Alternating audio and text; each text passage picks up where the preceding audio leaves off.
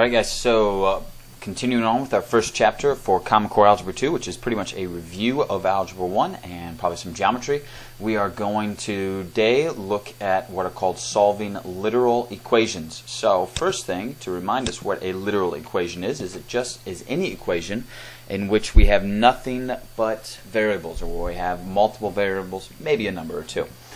An example would look something like this: mx plus ty equals cz. And now when we're solving these, we're going to get, you're going to be told what variable to solve for. And to do it, we're going to solve just like we would any of our typical rules, where addition and subtraction are still inverses, multiplication and division are still inverses, and things like squaring and square root are still an inverse.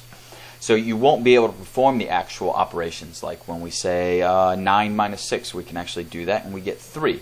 But if we say x minus y, well, we can't simplify that at all. We just have to leave it as x minus y.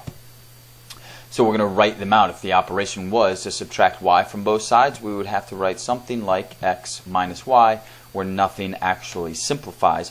One thing we really need to be careful about: if we were to divide something like this, we would need to make sure that we had parentheses around it, or draw the fraction or division symbol under the whole thing. So we need to be careful mostly with our syntax, meaning the way we write things out and the way we say things.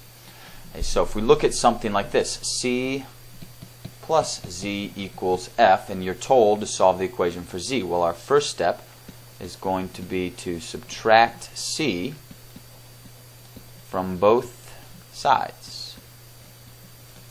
So I'm going to start by saying minus c from both sides.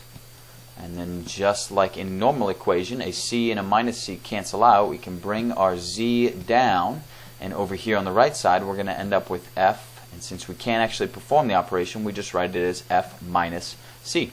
And now that z is by itself, this was a pretty simple one-step equation. We only had one other value or variable to get rid of, and we got rid of it with just one step by subtracting c from both sides.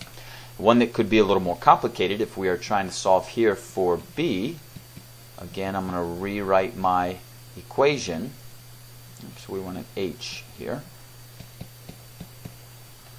And now, tricky with this one, if we want to solve for b, remember we need to get rid of addition before we get rid of our multiplication. So our first step is going to be subtract gm from both sides. So to get rid of this gm, like I said, since this is one term, remember a term being anything separated by addition, subtraction, or an equal sign, I'm going to subtract it as one term. It may be two variables, but it doesn't change the fact that it's still one term.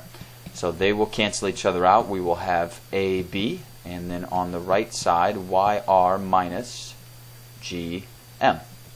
And again, we need to keep in mind we're solving for b, so we want to get rid of that a. Since multiplication is the operation that connects these two, I'm going to divide by a, and here's kind of where I was talking about earlier. We want to think of this whole thing as having a set of parentheses around it. So when we write our division line or our fraction line, again, they mean the same thing. We need to write it under the whole thing, the whole two terms on that right side, and then divide by a. So these will cancel out, and our result, now we have b by itself, yr minus gm over the whole thing over a. Okay, and as long as you draw your line under the whole thing, you don't need to put the parentheses. If you want to, you can. It'll give you an idea of what needs to happen first.